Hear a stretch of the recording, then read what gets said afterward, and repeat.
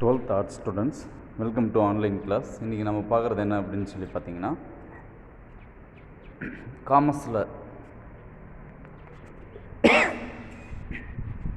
காமர்ஸில் marketing மிக்ஸை பற்றி பார்க்க போகிறோம்.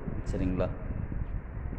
Unit 5th chapter 14 marketing and marketing mix. இப்போ மார்க்கெட்டிங் ரிலேட்டட் பார்த்தாச்சு. மார்க்கெட்டிங் மிக்ஸ்ன்னு என்ன அப்படின்னா கலவை அப்படிங்கிறத, ஓகேவா, சந்தையில் இருக்கக்கூடிய அந்த எலமெண்ட்ஸ், ஒவ்வொரு கூறுகளும் சேர்ந்த உட்கூறுகள் சேர்ந்த ஒரு கலவையை தான் நம்ம என்னென்னு சொல்கிறோம், மார்க்கெட்டிங் மிக்ஸ் அப்படிங்கிறோம். இந்த மார்க்கெட்டிங் மிக்ஸ் அப்படிங்கிறத பொறுத்த வரைக்கும் நம்மளுக்கு 2 ரெஃபர் திங்ஸ் இருக்குது. என்ன அப்படின்னு சொல்லி பார்த்தீங்கன்னா, the list important elements the ingredient make up the marketing program. ஓகேவா? ப்ரோக்ராமுங்கிறது அங்கே செயல்முறை. அப்போ சந்தையில் நடைமுறைப்படுத்தக்கூடிய செயல்முறைகள் அது ஒன்று உள்ளடக்கியிருக்கு. சரியா? அந்த லிஸ்ட்டு, ஓகேவா, ஒவ்வொரு எலமெண்ட்ஸ் உட்கூறுகளையும் அது உள்ளடக்கியிருக்கு. The list of forces having bearing on the marketing operation. Bearing அப்படிங்கிறத இங்கே எதை நம்மளுக்கு தேவை, எந்த மார்க்கெட்டிங்கில் நிறைய டிமாண்ட் இருக்கும், நிறைய வேரியேஷன்ஸ் ஆஃப் குட்ஸ் இருக்கும், நிறைய டிமாண்ட் இருக்கும். நம்மளுக்கு அங்கே பொறுத்த வரைக்கும் சாட்டிஸ்ஃபிகேஷன் ரொம்ப முக்கியம். அதே மாதிரி ஃபிசிக்கல் சப்ளையும் ரொம்ப முக்கியம். ஓகேவா? அப்போ the forces having bearing the marketing operation, அதை சார்ந்து நடக்கக்கூடிய அனைத்து செயல்முறைகளையும் நம்ம ஃபோர்ஸ் பண்ணுறோம். ஓகேவா? அதை உட்படுத்துகிறோம். புதுசாக ஒரு நடைமுறை வருது, அந்த நடைமுறையை மார்க்கெட்டிங்கில் அறிமுகப்படுத்துகிறோம், செயல்படுத்துகிறோம். அதுதான் மார்க்கெட்டிங் மிக்ஸ், அந்த செயல்முறைகளை செயல்முறைப்படுத்துவது.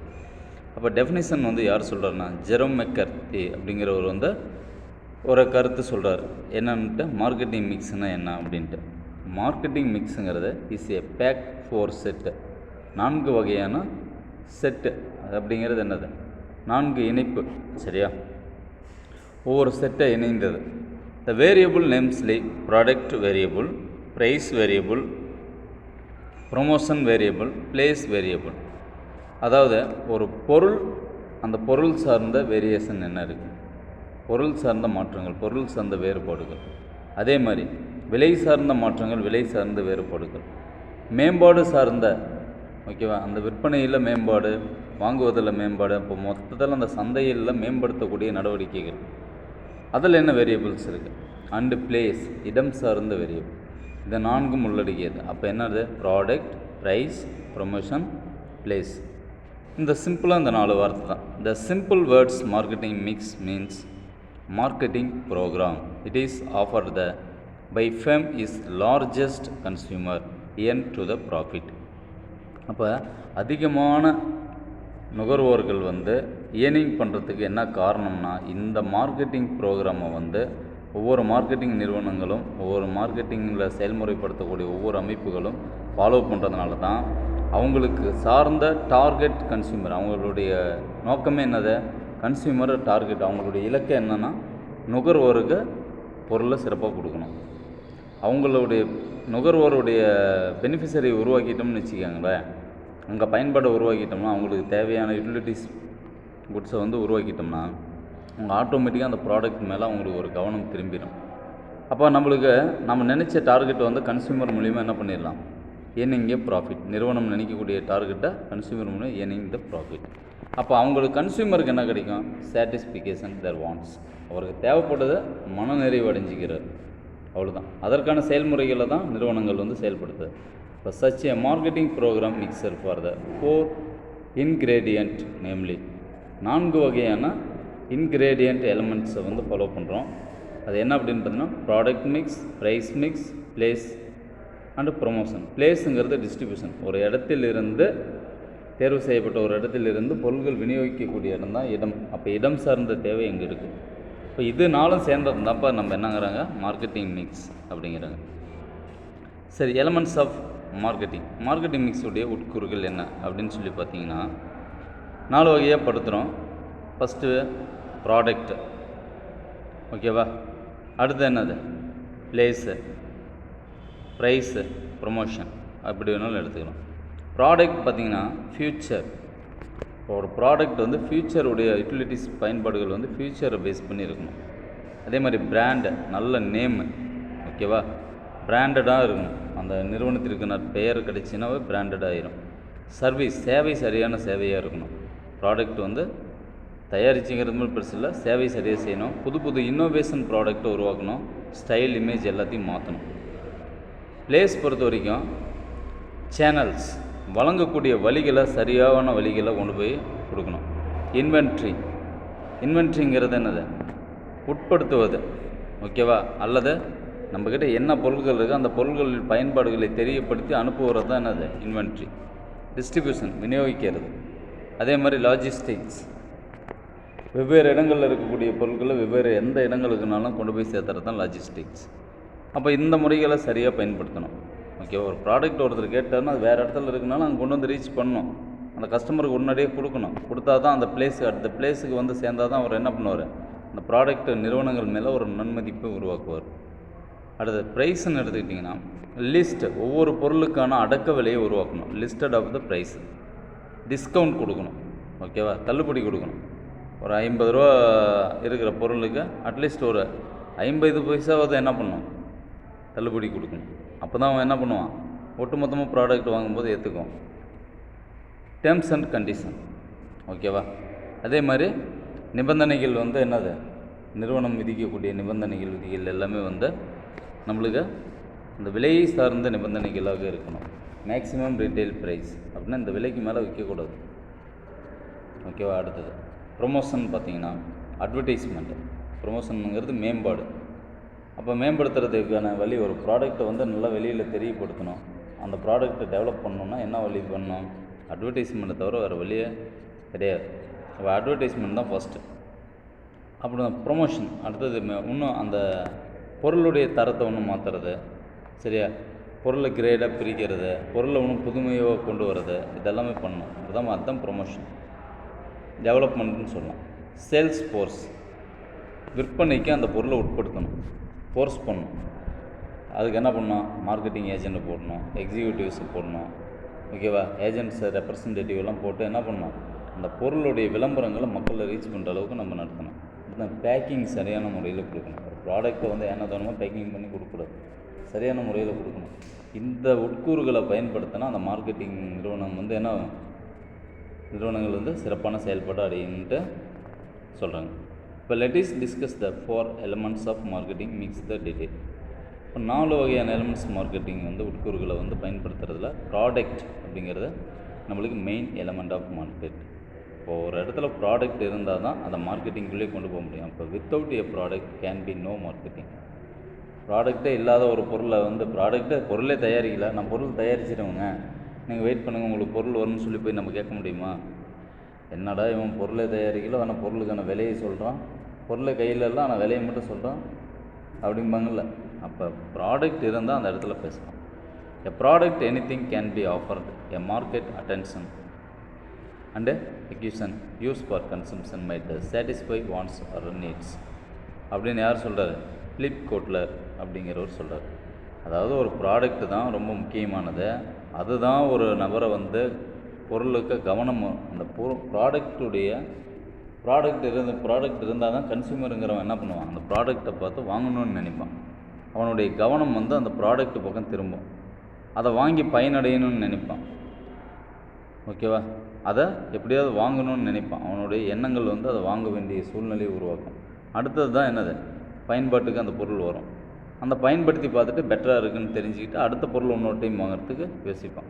இப்போ மைட் த சாட்டிஸ்ஃபை வாண்ட்ஸ், அப்போ அவனுடைய மனநிறைவு வந்து அவனுடைய தேவையில் தான் இருக்குது, அந்த பொருள் சார்ந்த தேவையில் தான் இருக்குது. அடுத்தது ப்ரைஸை பற்றி சொல்கிறேன். ப்ரைஸுங்கிறது வேல்யூ, மதிப்பு. ப்ரைஸுங்கிறது என்னது, மதிப்பு. The product expressed monetary terms. அப்போ பணம் சார்ந்த ஒரு மதிப்பு, மானிட்டரி, மணி வேல்யூ சொல்லலாம். அப்போ ப்ராடக்ட்டுங்கிறது பொருளை தயாரிச்சிட்டா மட்டும் போதாது, அதுக்கு வேல்யூ ஃபிக்ஸ் பண்ணணும், அந்த வேல்யூ சரியான வேல்யூவாக இருக்கணும். அதுதான் என்னது, அந்த ப்ராடக்ட்டுக்கான லாபத்தன்மையை உருவாக்கும். இப்போ amount charged for the product, இந்த ப்ராடக்ட் மேலே எவ்வளோ அமௌண்ட்டு சார்ஜ் பண்ணலாம் அப்படிங்கிறது சரியாக செய்யணும். பிலிப் கோட்லர் இதுக்கு என்ன சொல்கிறாரு ப்ரைஸுக்கு அப்படின்னு பார்த்தீங்கன்னா, price is the amount of money. ப்ரைஸுங்கிறது என்னது? பணம் சார்ந்த தேவை. இதை சார்ஜ் பண்ணும்போது ப்ராடக்ட் இது எதன் மேலே ஒரு ப்ரைஸை சார்ஜ் பண்ணுறாங்கன்னா, ஒரு ப்ராடக்டை தயாரித்து அந்த ப்ராடக்ட்டை விநியோகம் செய்யும்போது அந்த வளங்கள் வழியில் நம்ம இந்த ப்ராடக்ட்டுக்கு ஃபிக்ஸடு ப்ரைஸை ஃபிக்ஸ் பண்ணுறோம். இப்போ sum of the value consumer exchange the benefit having and using the product service. அந்த ப்ராடக்ட்டை வாங்குறவன் விற்கிறவன் அந்த விலை உட்பட்ட விலைக்குள்ள இன்க்ளூசிவ் ஆல் டேக்ஸ், அந்த வரிகளுக்கெல்லாம் போக மீதி உட்பட்ட விலையில் அந்த ப்ராடக்டை கொடுக்கணும். Factors affecting price product. எந்தெந்த ஃபேக்டர்ஸ் பாதிக்குது ப்ராடக்ட் சர்வீஸ் அப்படின்னு பார்த்திங்கன்னா, நம்மளுக்கு அஃபெக்ட் அதனுடைய தாக்கம் எந்த பக்கம் இருக்குது, விலையுடைய தாக்கம் எந்தெந்த காரணிகள் அப்படின்னு சொல்லி பார்க்குறோம். இன்டர்னல் ஃபேக்டர்னு இருந்தால் மார்க்கெட்டிங்குடைய நோக்கங்கள் ஒரு மெயின் காரணமாக இருக்குது. அதே மாதிரி மார்க்கெட்டிங்குடைய ஸ்ட்ராட்டஜி, ஓகேவா, அவங்களுடைய பிளானிங்கு, ஓகேவா, அவங்க விதிக்கக்கூடிய விதிமுறைகளை நம்மளுக்கு என்ன ஒரு பாதிப்பை கூட உருவாக்கணும். அடுத்தது ஆர்கனைசேஷனல் கன்சிடரேஷன். நிறுவனத்திற்குள்ளே இருக்கக்கூடிய அந்த சில கன்சிடரிங் அந்த குறைகள் நிறைகள் இதெல்லாம் நிறையா இருக்கும். ஒன்று சாதகமாக இருக்கும், பாதகமாக இருக்கும். அந்த பொருளுடைய ப்ராடக்ட் சரியாக இருக்கும், சில இதில் சரியாக இருக்காது, சில இதில் நிறைய ட்ராபேக் இருக்கும். அதெல்லாம் என்ன பண்ணணும், ஒரு நிறுவனம் சரி பண்ண பார்க்கணும். அதை சரி பண்ண பார்க்குறதுக்கு இந்த விலை அதை சரி பண்ணால் தான் என்ன பண்ணணும், அந்த விலை நீங்கள் ஃபிக்ஸடாக ஏற்றுக்குவோம். ஒன்றும் இல்லை, ஒரு பார்லேஜி பிஸ்கட் இருந்தது 3 ரூபா அப்படிங்கிறது நமக்கு தெரியும். நல்ல ஒரு ரீச்சு, நல்ல இன்வால்வ்மெண்ட்டு, அந்த ப்ராடக்ட்டுக்கு நல்ல பிராண்டு, நல்ல நேம் இருந்துச்சு. ஆனால் அதனுடைய காஸ்ட்டு பார்க்கும்போது 3 ரூபா தான். ஆனால் பிஸ்கட் உள்ள பார்த்திங்கன்னா 10 பிஸ்கட் இருக்கும், 7 பிஸ்கட் இருக்கும் அப்படிங்கிறாங்க. அப்போ அந்த ப்ராடக்டை இது வரைக்கும் நடைமுறைப்படுத்திகிட்டு இருக்கிறாங்க. ஓரளவுக்கு லோயர் பீப்புள் வாங்குகிறாங்க. ஹையர் பீப்புள் என்ன பண்ணுறாங்க, பிரிட்டானியா, மில்க் பிக்கிஸு, இது மாதிரி குட் டே, இது மாதிரி இருக்கிற நிறுவனங்களுடைய ப்ராடக்ட்டை வாங்குறதுக்கு ஆரம்பிக்கிறாங்க. இப்போ அந்த ப்ராடக்ட் என்ன ஆகுது, தரமான ப்ராடக்ட்டு இருந்தாலும் அது என்ன ஆகுது, ஆர்கனைசேஷனல் ஸ்ட்ரக்சர் கன்சிடரேஷனுக்குள்ளே பாதிக்கப்படுது. அப்போ அவங்க புதுசாக ஒரு முடிவுகள் எப்படி எடுப்பாங்கன்னா, பேக்கிங்கை மாற்றுவோம், ஸ்டைலை மாற்றுவோம், டிசைனை மாற்றுவோம், இமேஜை மாற்றுவோம், ஓகேவா, ப்ராடக்ட்டில் இன்னும் கொஞ்சம் அடிஷ்னலாக ஆட் பண்ணுவோம், இன்னும் ஒரு 20% ஆஃபர்னு போடுவோம். இது மாதிரிலாம் நிறையா செயல்முறைகளை செயல்படுத்துவாங்க. சரி, காஸ்ட், விலையும் ஒரு இன்டர்னல் ஃபேக்டர் தான். ஆர்கனைசேஷனுடைய நோக்கங்களும் ஒரு இன்டர்னல் ஃபேக்டர் தான். அதே மாதிரி எக்ஸ்டர்னல் ஃபேக்டர் எடுத்துக்கிட்டிங்கன்னா மார்க்கெட்டு, சந்தை மற்றும் அதனுடைய தேவை, டிமாண்டு, அது நம்மளை பாதிக்கும். சந்தையுடைய எந்த இடத்துல சந்தைப்பட்டால் பொருள் சேலாகும்னு தெரியும், எந்த இடத்துல தேவை இருக்கிற இடத்துல பொருள் கொடுத்தா தான் பொருள் சேவாகும்னு தெரியும். அப்போ அங்கேயுமே விலை தான் பேசும். இப்போ கிராமத்தில் போய் ஒரு பொருள் விற்கிறீங்க, அவங்க என்ன பண்ணுவாங்க, பழக்கப்பட்டது எப்படி தெரியுமா, ஒரு பாய் எடுக்கிறாங்க, ஒரு பெட்ஷீட் எடுக்கிறாங்க, ஒரு கையில் எடுக்கிறாங்க, ஏதோ ஒன்று எடுக்கிறாங்கன்னு வச்சுக்கோங்களேன். அவங்க எடுக்கும்போது அந்த விலையில் அவன் சொல்லக்கூடிய சப்ளையர் சொல்லக்கூடிய விலையிலேருந்து என்ன பண்ணுவாங்க, அவன் 500 ரூபா சொன்னான்னா 200 ரூபாய்க்கு கொடுப்பா அப்படிம்பாங்க. இப்போ விலையுடைய மாற்றம் இருக்கா? அப்போ அவங்களுடைய தேவை, அவங்கக்கிட்ட இருக்கிற பயன்பாடு, அவங்கக்கிட்ட இருக்கிற யூட்டிலிட்டிஸ் எல்லாமே அதற்குள்ளே தான் அடங்கியிருக்கு. ஏன்னா ப்ரைஸ் அவங்க அதுதான் ஃபிக்ஸ் பண்ணுறாங்க, அந்த விலையில் தான் எதிர்பார்க்குறாங்க, அந்த விலையில் குவாலிட்டியாக இருக்கணும்னு நினைக்கிறாங்க. அப்போ கம்பெனிகள் என்ன பண்ணணும், அந்த மாதிரியான ப்ராடக்டை தயாரித்து அவங்ககிட்ட சப்ளை பண்ணால் மட்டும்தான் என்ன பண்ண முடியும், விற்க முடியும். இப்போ வெளியில் அதே அர்பன் சைடில், ரூரல் சைடில் இது மாதிரி அர்பன் சைடில் இருக்கிற நகர்ப்புறத்தில் போய் பண்ணுறீங்கன்னு வச்சுக்கோங்களேன், அங்கே என்ன பண்ணுவாங்க, 500 ரூபானாலும் ப்ராடக்ட்டு கொடுத்துட்டு வாங்கிக்குவாங்க. சரியா? அடுத்தது காம்படிஷன், போட்டி. சரியா? போட்டி ஒவ்வொரு நிறுவனத்திற்கும் எதிர்முறை போட்டிகள் நிறைய இருக்கும். அதுவுமே ஒரு பாதிப்பு உருவாக்கும் மார்க்கெட்டிங் மிக்ஸ்.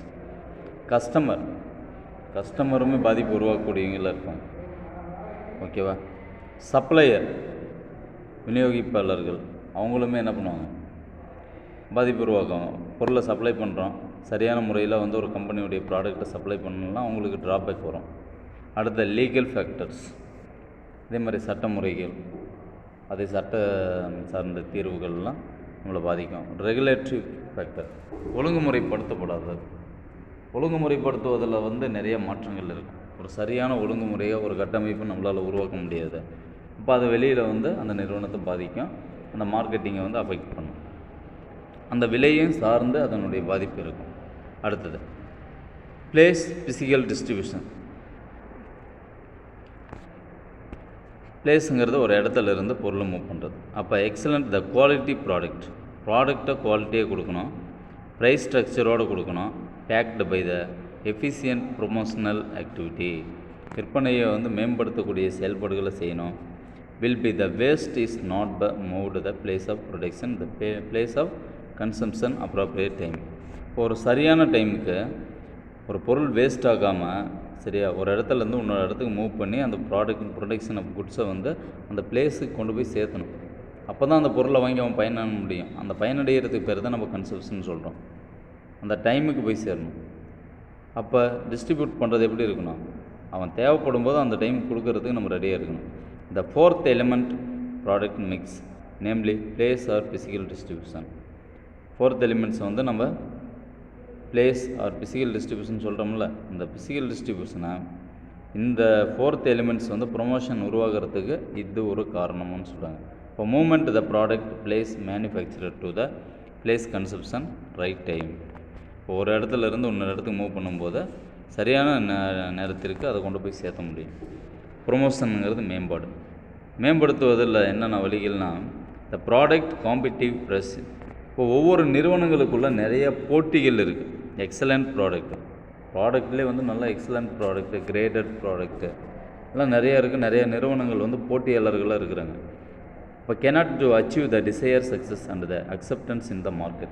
அப்போ ஒரு ப்ராடக்டை வந்து என்ன தான் வந்து சக்ஸஸாக இருந்தாலும் அந்த ப்ராடக்டை வந்து மார்க்கெட்டுக்குள்ளே சந்தைக்குள்ளே வந்து ஏற்றுக்கொள்ளப்படாமல் இருந்தால் unless until the special features benefit conveyed the effectively potential கன்சியூமர்கிட்ட வந்து அது என்ன தான் பயன்பாட்டுக்குரிய பொருளாக இருந்தாலும் அதனுடைய சிறப்புகளும் அதனுடைய நன்மைகளும் அவங்க வந்து கன்வே பண்ணால் கூட அவங்களுக்கு புரியாமையே போயிடும். சரியா? அதற்கு தான் நம்ம என்ன பண்ணணும், ப்ரொமோஷன்ஸை வந்து உருவாக்குறோம், மேம்படுத்துவதற்கான வழிமுறைகளை செய்கிறோம். எந்த வகையில் மேம்படுத்த முடியும்? அட்வர்டைஸ்மெண்ட்டில், மீடியாவில், இன்டர்நெட்டில், டெலிவிஷனில், ரேடியோவில், பிரிண்டிங்கில், பிரிண்ட் சீட்டு அட்வர்டைஸ்மெண்ட் சீட்டு மாதிரி துணுக்கு மாதிரி கொடுக்குறோம்ல, அதில் நியூஸ் பேப்பரில், அதே மாதிரி பில் போர்டில், மேக்சினில், வார இதழ், மாத இதழ் இதெல்லாம் வருதில்ல, அதெல்லாம் நம்ம இந்த விளம்பரங்களை தெரியப்படுத்தலாம். சரி, மார்க்கெட்டிங்குடைய மிக்ஸை நம்ம மேட்ரிக்ஸ்ன்னு சொல்லலாம். ஏன் மேட்ரிக்ஸ்ன்னு சொல்லலாம் அப்படின்னா, traditional marketing mix, modern marketing mix அப்படின்னு சொல்லி ரெண்டு வகையாக பிரிக்கலாம். ட்ரெடிஷ்னலாக காலகாலமாக நம்ம நடைமுறைகளில் ஃபாலோ பண்ணுறது, ஓகேவா? மாடர்னுங்கிறது இப்போ நவீன காலத்தில் நம்ம என்ன ஃபாலோ பண்ணுறோம் அப்படிங்கிறது. ட்ரெடிஷ்னலாக ஃபாலோ பண்ணும்போது என்ன பண்ணுவோம், ஒரு ப்ராடக்டை தயாரிப்போம், ஒரு இடத்துக்கு கொண்டு போய் சேர்த்துவோம், ப்ரைஸை ஃபிக்ஸ் பண்ணுவோம், அந்த பொருளை விற்கிறதுக்கான வழிமுறைகள் என்னென்னமோ அதை வந்து சந்தையில் அறிமுகப்படுத்துவோம். இதுதான் ட்ரெடிஷ்னல். ஆனால் மாடர்ன் மார்க்கெட்டிங் பொறுத்த வரைக்கும் ஒரு பீப்புள்ஸை வந்து கவர் பண்ணுவோம், ஓகேவா? நபர்களை நம்ம கஸ்டமராக வந்து உருவாக்கணும், இன்னும் நிறைய கஸ்டமர்களை உருவாக்கணும்னு நினைப்போம். சரியான ப்ராசஸை கொண்டு போகணும்னு நினைப்போம். செயல்முறைகள் வந்து இப்போ ஒரு ப்ராடக்ட் ஒரு கஸ்டமர் வராரு, ரெகுலராக நம்மகிட்ட வாங்கிட்டு உங்களுக்கு டோர் டெலிவரி இருக்குங்க, வீட்டுக்கே பொருள் தேடி வரும் அப்படின்னா அவன் என்ன பண்ணுவான், அடுத்த டைம் ஃபோன் பண்ணி சொல்லிவிட்டு எனக்கு இத்தனை பொருள் வேணும் அப்படின்ட்டு அமௌண்ட் அனுப்பிவிட்டு பொருளை வாங்கிக்குவோம். ப்ராசஸ் அந்தளவுக்கு ஸ்பீடு. அடுத்தது ப்ரோக்ராமுங்கிறது என்னது, இங்கே எந்த திட்டத்தை நம்ம ஃபாலோ பண்ணுறோம், எதற்கு எவ்வளோ விலையை நிர்ணயம் பண்ணலாம், அந்த மக்கள்கிட்ட வந்து எப்படி அந்த பொருளை கொண்டு போயிடலாம், அர்பன் சைடு எப்படி கொண்டு போகலாம், ரூரல் சைடு எப்படி கொண்டு போகலாம், இங்கே என்ன ப்ரோக்ராம் வந்து நம்ம திட்டம் போட்டால் இந்த ப்ரோக்ராம் வந்து நம்மளுக்கு சக்ஸஸ் ஆகும் அப்படிங்கிறது செயல்படுத்தணும். அடுத்தது தான் என்னது, பர்ஃபார்மன்ஸ். நம்மளுடைய பர்ஃபார்மன்ஸ், நிறுவனங்களுடைய மார்க்கெட்டிங் நிறுவனங்களுடைய பர்ஃபார்மன்ஸ் வந்து பெல்லாக இருக்கணும். அது இருந்தால் மட்டும்தான் நம்ம என்ன பண்ண முடியும், ஒரு டார்கெட் மார்க்கெட்டிங்குள்ளே நம்ம ஒரு போட்டியாளராக வந்து நம்மளை தனிமைப்படுத்தி காட்ட முடியும். இப்போ பிரின்சிபிள்ஸ் த 4P மேட்ரிக்ஸ். 4P மேட்ரிக்ஸுங்கிறது என்னது, that marketing designs the usually fall into the 4 controllable category. அப்போ இந்த முக்கியமான முடிவுகளை மார்க்கெட்டிங்கில் எடுக்கிறதுக்கு, அதை எடுக்காமல் போகிறதுக்கான 4 கேட்டகரி இருக்குது. அந்த 4 கேட்டகரி தான் ப்ராடக்ட், பிளேஸ், ப்ரைஸ், ப்ரொமோஷன். இதை யார் கவனப்படுத்தாமல், இதில் வந்து கவனம் இல்லாமல் இந்த செயல்பாடுகளை வந்து செயல்படுத்தாமல் இருக்கிறாங்களோ அங்கே வந்து கேர்ஃபுல்லாக செய்ய முடியாது. Carefully the positioning the product category will be generate the better response the target market. இப்போ கேர்ஃபுல்லாக இதை ஹேண்டில் பண்ணுறீங்க, இந்த 4 மேட்ரிக்ஸையும் சரியான முறையில் ஹேண்டில் பண்ணுறீங்க, அவங்க என்ன ரெஸ்பான்ஸ் பண்ணுறாங்களோ அதுக்கு பொறுத்து அவங்க ஜென்ரேட் பண்ணக்கூடிய பெட்டர் ரெஸ்பான்ஸை பொறுத்து நம்மளுக்கு என்னது அந்த ப்ராடக்ட் கேட்டகரியை வந்து டார்கெட் மார்க்கெட்டில் கொண்டு வரலாம், இலக்கு சந்தைக்கு கொண்டு போகலாம். மற்ற நிறுவனங்களோட போட்டி போட்டு நம்மளாலையும் கொண்டு வர முடியும், லாபத்தை கொண்டு வர முடியும்னு இன்னும் அதை போட்டி போட்டு செயல்படுத்தலாம். இல்லைன்னா செயல்பாடுகளை செயல்படுத்த முடியாது. இதோடு இந்த சாப்டர் முடியுது. நெக்ஸ்ட்டு அடுத்த சாப்டர் வந்து அடுத்த வீடியோவில் பார்ப்போம்.